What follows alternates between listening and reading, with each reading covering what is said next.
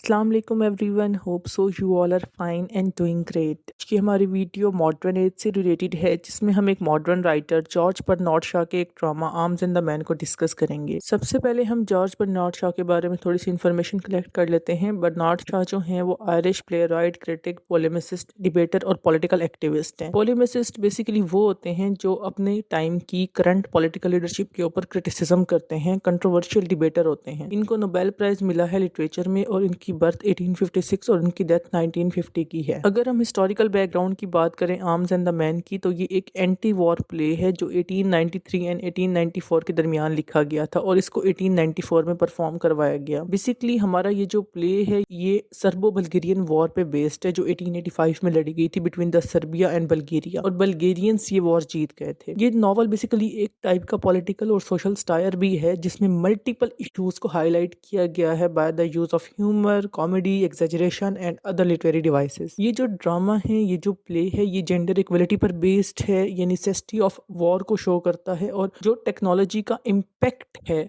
War के ऊपर वो ये बताता है। अगर हम टाइटल सिग्निफिकेंस की बात करें आर्म्स एंड द मैन की, ये जो टाइटल है आर्म्स एंड द मैन, ये विर्जिल एपिक पोइम द एनीड से लिया गया है। विर्जिल एक राइटर थे, उन्होंने एक एपिक पोइम लिखी थी द एनीड। तो वो एक क्लासिकल वर्क था जो बेसिकली ट्रोजन वॉर्स को और रोम की बर्थ को ग्लोरीफाई करता था। तो ये टाइटल वहां से एक्सट्रैक्ट किया गया है। बर्नार्ड शॉ ने ये वर्ड यूज किया है ताकि वो अपनी इस स्टोरी को डिफाइन कर सकें। अगर हम समरी की बात करें अपने इस नॉवल की, अपने इस ड्रामा की, the drama Arms and the man, तो इसको 3 एक्ट्स में डिवाइड किया हुआ है और हर एक्ट के फर्दर हमारे पास 2 पार्ट्स हैं। अब यहाँ से हमारे पास एक्ट 1 का पार्ट 1 स्टार्ट होता है। एक छोटा सा टाउन है ड्रैगोमॉन पास के पास बल्गेरिया में, जहाँ पर एक बेडरूम की सेटिंग दिखाई गई है और ये बेडरूम एक यंग वुमेन का है जिसका नाम है राइना पेटकॉफ। नवंबर की शाम है, इट्स 1885, जब सर्बो बल्गेरियन वॉर चल रही है। अब ये जो वॉर है, जैसे कि मैंने बताया, ये between the Bulgarian troops and Serbian forces है और सर्बियन फोर्सेस जो है उनको सपोर्ट कर रही है रशियन मिलिट्री। अब राइना जो है वो अपने बेडरूम में है और जो सेटिंग हमारे सामने यहाँ पे पोर्ट्रे की गई है वो राइना के बेडरूम की है।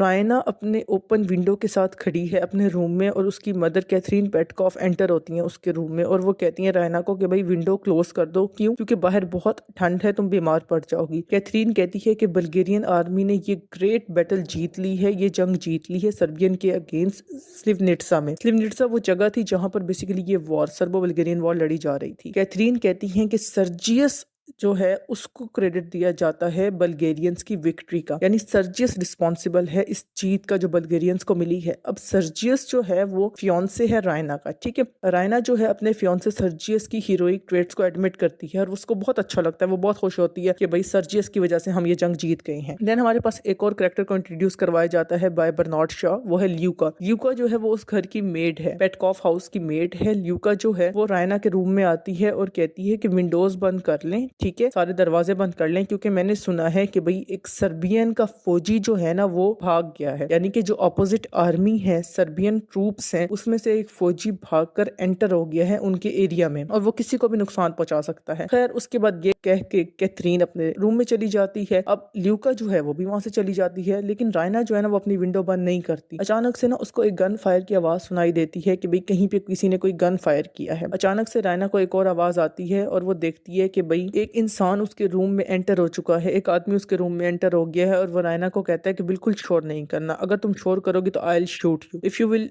Shout, if you will make a noise then I am gonna shoot you. अगर तुमने शोर किया, अगर तुमने चिल्लाया, चीखा, तो मैं तुम्हें मार दूंगा। यहाँ पे हमारे एक्ट 1 का पार्ट 1 खत्म हो जाता है और एक्ट 1 का पार्ट 2 स्टार्ट होता है। अब राइना बहुत ज्यादा सरप्राइज होती है उस मैन के ऊपर कि एक तो वो अचानक से मेरे रूम में आ गया और अब वो डर भी रहा है क्योंकि वो एक प्रॉपर फौजी ड्रेसअप में होता है, एक मिलिट्री ड्रेसिंग उसने की हुई होती है। और अब वो हैरान होती है कि एक मिलिट्री मैन इतना ज्यादा डर रहा है। क्यों? क्योंकि वो मिलिट्री मैन को आइडियलाइज करती थी, जैसे कि उसने सुना था सर्जियस जो है वो बहुत ब्रेव है और वो किसी से नहीं डरता। अब वो ये देखती है ये जो मिलिट्री मैन मेरे रूम में एंटर हो गई है, इसको अपनी जान खतरे में डालते हुए बहुत परेशानी हो रही है, इसे बहुत ज्यादा इंटरेस्ट है अपनी जान बचाने में, ये अपनी लाइफ को प्रिजर्व करना चाहता है। ये तो एक ट्रू सोल्जर की तरह एक्ट ही नहीं कर रहा कि भाई जो बहुत ब्रेव होता है। फिर अब वो जो आदमी है, अभी तक उसका नाम या उसकी आइडेंटिटी रिवील नहीं की गई, अब वो जो आदमी है वो थ्रेट करता है रायना को कि मैं तुम्हें किल कर दूंगा, मैं तुम्हें मार दूंगा। रायना कहती है ठीक है मार दो, I am not afraid to die, मुझे कोई डर नहीं है अगर मैं मर भी जाती हूँ तो। अब रायना जो है वो अपने बेड क्लोथ्स में है और वो आदमी कहता है कि अगर यहाँ पर बल्गेरियन आर्मी आ जाती है और वो मुझे तुम्हारे साथ देख लेती है तो तुम्हारी रेपुटेशन अफेक्ट होगी। तो फिर रायना कहती है बात तो ठीक है, रायना एग्रीज हो जाती है कि चलो ठीक है मैं तुम्हारी मदद करूंगी। रायना कोशिश करती है कि वो खुद को ना एक कोर्ट से कवर कर ले, बट वो कर नहीं पाती अकॉर्डिंग टू द सिचुएशन। उसके बाद यहाँ पे वो कहता है उसको कि भाई तुम चुप रहोगी अगर बल्गेरियन आर्मी यहाँ पे आ जाती है। खैर रायना कहती है चलो ठीक है। इसके बाद रायना अचानक से ना कुछ शोर सुनती है कि कैथरीन और ल्यूका जो है ना वो उसकी रूम की तरफ आ रहे हैं। तो अब वो उस स्ट्रेंजर को कहती है, उस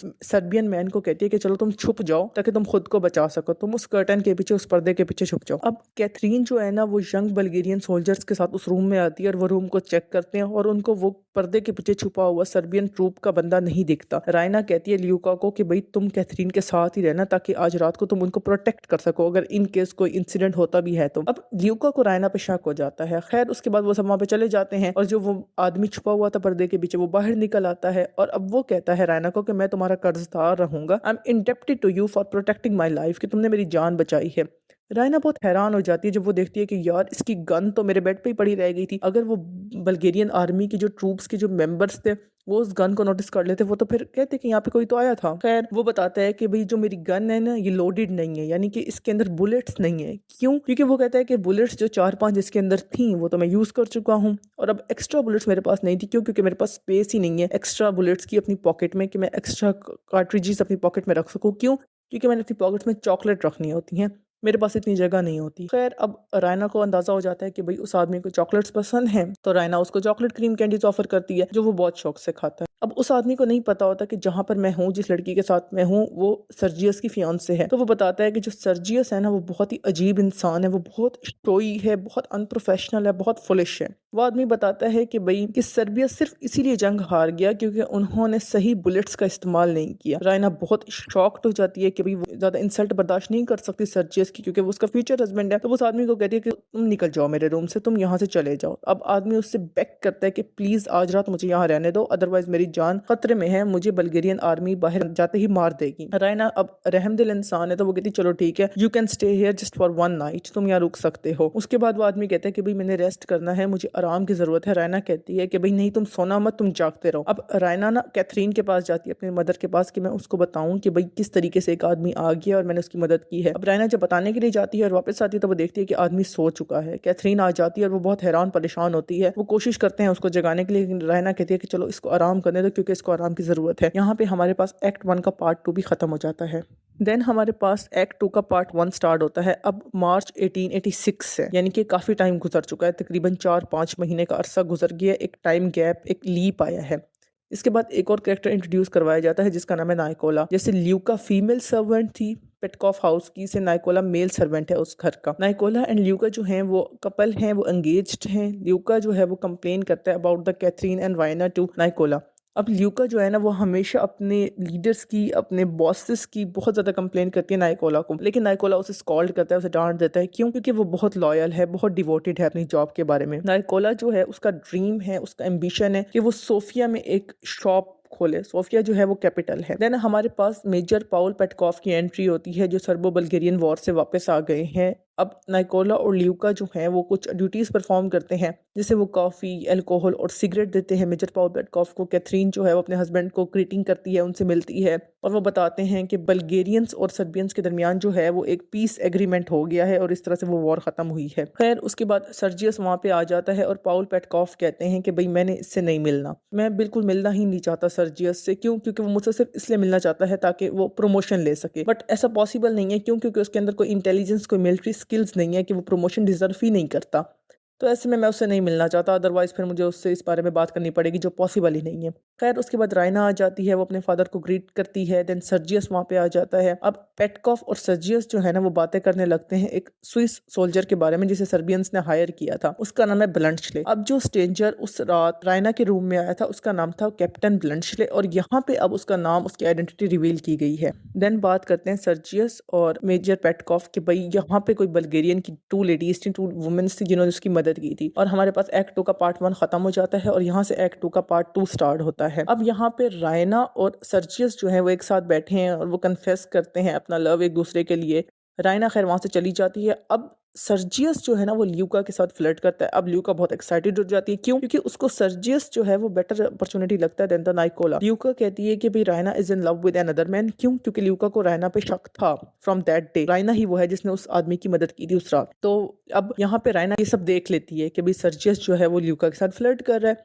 खैर वो उस टाइम कुछ नहीं कहती, वो चुप हो जाती है। उसके बाद कैथरीन को ये डर लग रहा होता है कि भाई अगर किसी को पता चल गया कि उस स्विस मैन को हमने प्रोटेक्ट किया था, हमने उसको अपने घर में रहने दिया था, तो रायना की जो एंगेजमेंट है, जो उसका बॉन्ड है विद द सर्जियस, वो कट ऑफ हो जाएगा, वो खत्म हो जाएगा। तो रायना यहाँ पे बहुत गुस्से में आ जाती है ये बात सुन के। वो कहती है कि मुझे ऐसा लगता है कि भाई सर्जियस से आप शादी करना चाहती हो, मैं नहीं। वो कहती है it feels like that you want to marry Sergius more than me. Then क्यों? अब यहाँ पे ये पता चल रहा है कि रायना को कोई इंटरेस्ट ही नहीं है। वो कहती है कि भाई जो भी होगा देखा जाएगा, I am not afraid of anything, I am not afraid of the circumstances that are being going to imposed on me, कि भाई जो भी होगा मैं देख लूंगी। देन हमारे पास यहाँ पे कैप्टन ब्लंचले की एंट्री होती है, री एंट्री। अब यहाँ पे कैप्टन ब्लंचले आते हैं और मेजर पेटकॉफ और सर्जियस उनको वेलकम करते हैं। क्यों? क्योंकि कैप्टन ब्लंचले ही वो इंसान था जिसने पीस एग्रीमेंट क्रैक करवाया था बिटवीन द सर्बियंस एंड बल्गेरियंस। अब नाइकोला जो है ना वो नोट करता है कि जो पेटकॉफ का कोट है वो ब्लंचले ने पहना हुआ है, ठीक है।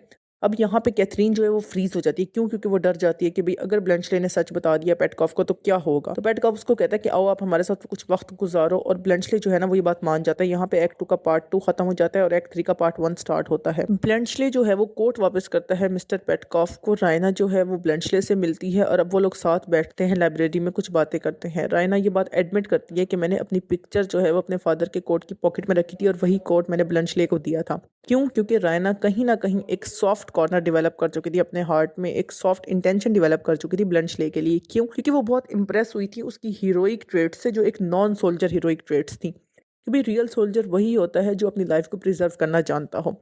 अब यहाँ पे ब्लंचले कहता है कि भाई मुझे तो ऐसी कोई पिक्चर नहीं मिली, हो सकता है अभी भी वो पिक्चर कोर्ट की उसी पॉकेट में हो। अब यहाँ पर ब्लंचले जो है ना उसको न्यूज़ मिलती थी कि भाई उसके फादर की डेथ हो चुकी है, जिसकी वजह से उस रात वो चला गया था। अब उसके फादर जो हैं वो मल्टीपल होटल्स के मैनेजर थे, तो अब फाइनेंशियली बहुत स्ट्रॉन्ग बैकग्राउंड यहाँ पे शो किया गया है ब्लंचले का, और इस वजह से ब्लंचले उस दिन बिना बताए किसी को वहां से चला गया था, क्योंकि उसको उसके फादर की लास्ट रिचुअल्स परफॉर्म करने थे। यहाँ पे हमारे पास एक्ट 3 का पार्ट 1 खत्म हो जाता है एंड एक्ट 3 का पार्ट 2 स्टार्ट होता है। नाइकोला जो है ना वो अपनी जो एक बॉन्ड है, जो उनकी एंगेजमेंट है विद ल्यूका, वो उसको खत्म कर देता है। ल्यूका कहती है कि भाई सर्जियस मुझसे शादी करना चाहता है। ल्यूका कहती है कि रायना जो है वो ब्लंचले को पसंद करती है। सर्जियस ब्लंचले के पास जाता है और उसको कहता है कि तुम चीटर हो, तुमने मुझे चीट किया है। अब वहां पे रायना आ जाती है। रायना कहती है कि तुमने भी मुझे चीट किया। क्यों? क्योंकि तुम ल्यूका के साथ फ्लर्ट कर रहे थे। सर्जियस ये बात इग्नोर कर देता है, इन एलिगेशंस पे कोई रिस्पॉन्स नहीं करता। ब्लंचले कहता है कि भाई relax, cool down. Mister Petkoff वहां पे आ जाते हैं। अब उन्होंने वही कोट पहना होता है जिसमें रायना की पिक्चर थी। वो कहते हैं कि पिक्चर कहाँ चली गई, तो रायना जो है वो ऑलरेडी वो पिक्चर निकाल चुकी होती है। ब्लंचले कहता है कि जो वो पिक्चर है वो रायना ने मेरे लिए इस कोट की पॉकेट में रखी थी। अब कैथरीन वहां पे आ जाती है। नाइकोला कहता है कि ल्यूका जो है वो किसी नोबेल मैन से शादी करना चाहती है। ल्यूका सर्जियस को कहती है that will you accept me and will you marry me, तो यहाँ पे सर्जियस एग्री हो जाता है। ब्लंचले कहता है कि भाई मैं रायना को पसंद करता हूँ and I am gonna marry Raina. तो पेटकॉफ और कैथरीन बहुत कंफ्यूज होते हैं कि किस तरीके से ये एक कंफ्यूजन क्रिएट हो जाती है। पेटकॉफ एंड कैथरीन रियलाइज करते हैं कि ब्लंचले के पास ज्यादा पैसा है, वो ज्यादा फाइनेंशियली स्ट्रांग है, उसके पास ज्यादा प्रॉपर्टी है। अब क्योंकि मॉडर्न एज के अंदर ना जो एक इलीट क्लास थी, जो प्रॉपर्टी होल्डर्स थे, उनको ज्यादा इंपॉर्टेंस दी जाती थी, क्योंकि मटेरियलिज्म वाज ऑन पीक। वो अपनी नॉर्म्स को, अपनी वैल्यूज से ज्यादा अपने एक करंट लाइफस्टाइल को ज्यादा इंपॉर्टेंस देते थे। तो ऐसे में जो पेरेंट्स हैं पेटकॉफ एंड कैथरीन, तो वो रायना की शादी के लिए तैयार हो जाते हैं विद द ब्लंचले, और सर्जियस भी तैयार हो जाता है ल्यूका से शादी करने के लिए। और यहाँ पे हमारी ये स्टोरी खत्म हो जाती है। अगर हम सिंबोलिज्म की बात करें तो पेटकॉफ का जो कोट है वो इलीट क्लास को शो करता है। देन चॉकलेट क्रीम कैंडी जो है वो हमारे पास heroic but non soldier traits वाले इंसान को शो करता है। देन एक लाइब्रेरी दिखाई गई है कि भाई मॉडर्न एज के अंदर, पोस्ट मॉडर्न टाइम पीरियड से पहले कहीं ना कहीं जो एजुकेशन है उसको भी बहुत ज्यादा इंपॉर्टेंस दी जाती थी। अगर हम इंपॉर्टेंट थीम्स की बात करें तो हमारे पास रोमांटिसिज्म का थीम दिखाया जाता है, क्योंकि एक कपल की इंटरमिंगलिंग हुई है। सबसे पहले हमारे पास रायना और सर्जियस का कपल था जो खत्म हुआ। देन हमारे पास ल्यूका और नाइकोला का कपल था जो खत्म हुआ। इन द एंड नाइकोला अकेला रह गया। ल्यूका और सर्जियस के कपल की एक हैप्पी एंडिंग हुई, और रायना और ब्लंचले की एक टाइप का रोमांटिसिज्म दिखाया गया। That romanticism was based on the financial security and financial stability. ये जो एक लव एंड ट्रस्ट का एंगल था वो खत्म हो गया था मॉडर्न एज के अंदर। देन हमारे पास डिसइल्यूजनमेंट विद द वॉर दिखाई गई है कि भाई वॉर जो थी ना वो एक लड़ने मरने का नाम नहीं था, बट स्टिल वॉर जो है वो एक टाइप की सिचुएशन थी कि आपने चीजों को बेहतर करना है। जैसे सर्बो बल्गेरियन वॉर जो है वो पीस एग्रीमेंट के ऊपर क्रैक हो गई थी। देन हमारे पास सोशल स्टेटस का एक थीम बनता है जो मोस्ट इंपॉर्टेंट, जिसपे ये पूरा प्ले बेस्ड है। किस तरीके से क्लास डिफरेंस जो है वो बहुत इंपॉर्टेंट काज था किसी भी चीज का उस टाइम पर। कि बेसिकली जो इलीट क्लास था हर कोई उससे इंप्रेस होता था। जब पता चला कि ब्लैंचले के फादर की डेथ हो चुकी है, उनके मल्टीपल होटल्स हैं जो अब सारे ब्लैंचले के हैं, तो मेजर पेटकॉफ फ़ौरन तैयार हो गया रायना की उससे शादी करवाने के लिए। ठीक है, तो ये जो क्लास डिफरेंस है, ये जो एक वेल्थ डिस्ट्रीब्यूशन है कि अपर क्लास से हर कोई उसका पार्ट बनना चाहता है, तो बेसिकली ये नॉवल हमारा पूरा क्लास डिफरेंस और वेल्थ डिस्ट्रीब्यूशन के ऊपर बेस्ड है। तो आज के लिए बस इतना ही। Hope you get the clear understanding of this play. Thank you so much for your time. अल्लाह हाफिज़।